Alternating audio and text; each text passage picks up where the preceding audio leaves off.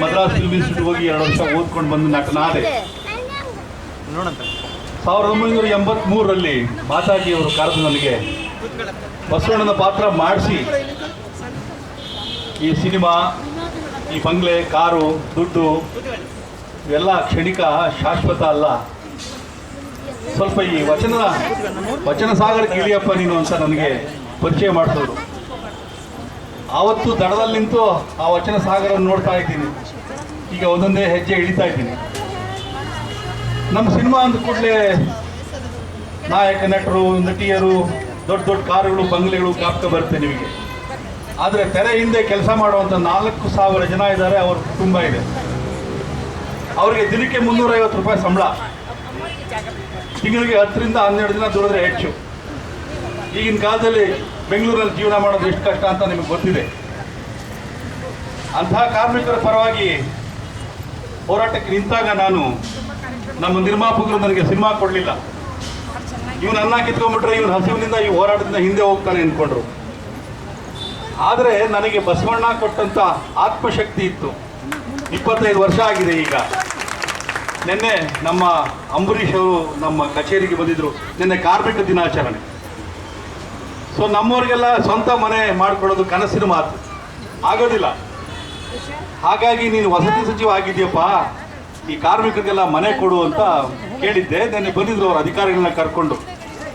Double bedroom 12 lakh, 3 bedroom 18 lakh, ತಿಂಗಳಿಗೆ 10,000 instalment ಕೊಡಬೇಕಾಗುತ್ತೆ, ಸಾಲ ಕೊಡಿಸ್ತೀವಿ ಅಂತೆಲ್ಲ ಹೇಳಿದ್ರು.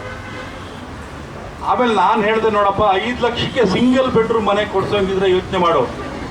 ಅರ್ಧ ನಮ್ಮ ಕಾರ್ಮಿಕರು ಕೊಡ್ತಾರೆ, ಅರ್ಧ ನೀವು ಸರ್ಕಾರದಿಂದ ಕೊಡ್ಸೋಂಗಿದ್ರೆ ತಗೋತೀವಿ, ಇಲ್ಲಾಂದರೆ ಈ ಯೋಜನೆ ಇಲ್ಲೇ ಬಿಟ್ಬಿಡೋಣ ಅಂತ.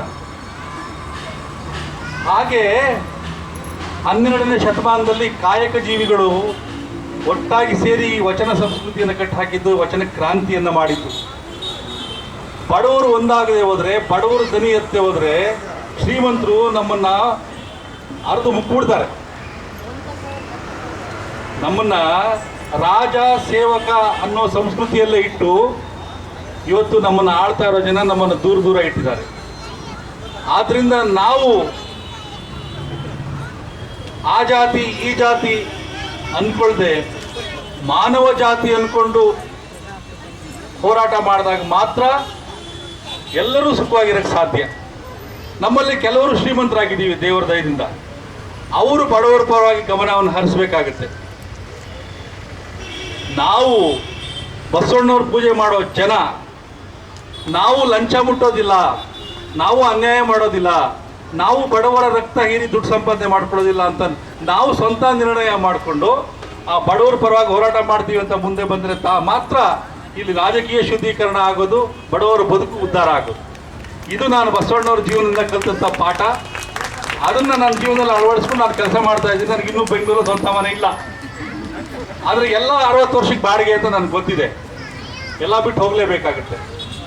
ಹಾಗಾಗಿ ಬಡವರ ಬಗ್ಗೆ ಅಂತಃಕರಣವನ್ನು ಬೆಳೆಸ್ಕೊಳ್ಳಿ, ಅವ್ರ ಬಗ್ಗೆ ಹೋರಾಟವನ್ನು ಮಾಡೋಣ, ಎಲ್ಲರ ಬದುಕನ್ನು ಹಸನು ಮಾಡೋಣ. ಎಲ್ಲರಿಗೂ ಶರಣಾರ್ಥಿ. ನಮಸ್ಕಾರ.